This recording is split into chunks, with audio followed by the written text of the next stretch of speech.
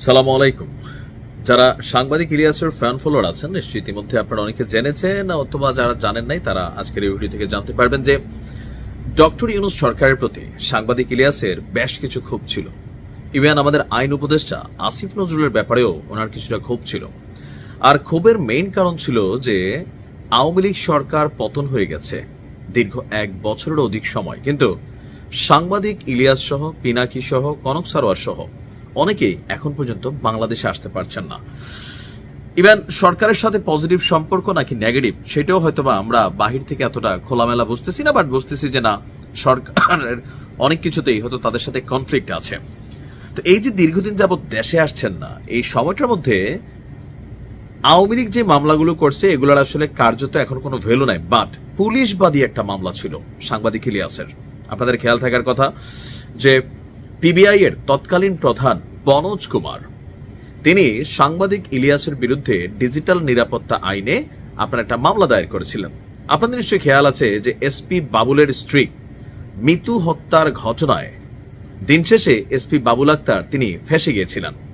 আর ওই বিষয়টা নিয়ে তৎকালীন সময়ে বেশ কয়েকটা ধারাবাহিক প্রতিবেদন করেছিলেন সাংবাদিক ইলিয়াস। ইভেন অনুসন্ধানী একটা প্রতিবেদন করছিলেন যে কিভাবে বনোজ কুমার বা এখানে আরেকটা সিন্ডিকেট যাদের নাম আমরা দেখছিলাম, সাংবাদিক ইলিয়াস তার ভিডিওতে বিষয়গুলো তুলে আনছে।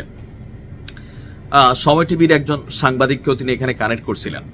তো পরবর্তী সময় দেখলাম যে যেহেতু বনোজ কুমার সাহেব তিনি তখন আপনার রাষ্ট্র ক্ষমতায় আছেন বা পদ পদবিতে আছেন, স্বাভাবিকভাবেই ইলিয়াসের বিরুদ্ধে একটা মামলা দায়ের করে দিয়েছিল ডিজিটাল নিরাপত্তা আইনে।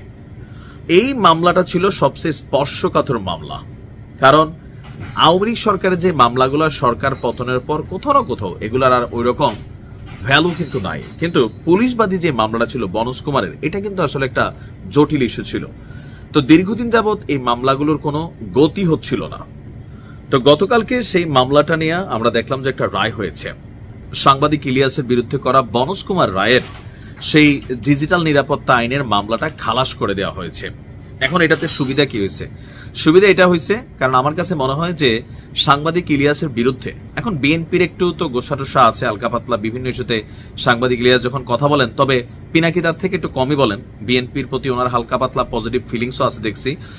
মাঝে মাঝে হয়তো দুই একজনটা ধরেন, হয়তো ব্যারিস্টার রুমিন ফারহানা থেকে শুরু করে মাঝে মাঝে আবার 2-4 জন সাইজও করেন তিনি তার ভাষা দিয়া। বাট বাকি যেই অবস্থান আছে এই অবস্থান থেকে এখন ওনার আর বাংলাদেশে আসতে কোনো সমস্যা হওয়ার কথা না, কারণ এখন এটাই ছিল সবচেয়ে বড় স্পর্শকাতর মামলা। আর বাকি যে মামলাগুলো আছে সেগুলো খুব শীঘ্রই আপনার এগুলোকে প্রসিডিং করা হচ্ছে। তো এই মুহূর্তে সাংবাদিক ইলিয়াসের দেশে ফিরতে আর কোনো বাধা রইল না। আর বাংলাদেশে ফিরলেও কি সাংবাদিক ইলিয়াসকে গ্রেপ্তার করা হবে?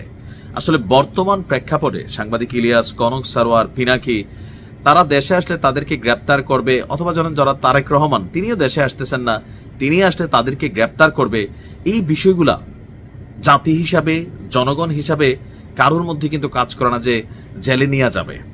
বাট তাদের মধ্যে হয়তো কোথাও না কোথাও কোনো একটা ইস্যু তো আছে, নয়তো তারা দেশে আসতেছে না, এটা একটা অস্বাভাবিক ইস্যু। কিন্তু বাট এখন মনে হচ্ছে যেহেতু এটা সরকারবাদী একটা মামলা ছিল, পুলিশবাদী মামলা ছিল, এই মামলাটা যেহেতু খালাস হয়ে গেছে, সাংবাদিক ইলিয়াস দেশে ফিরবেন। ভালো থাকুন।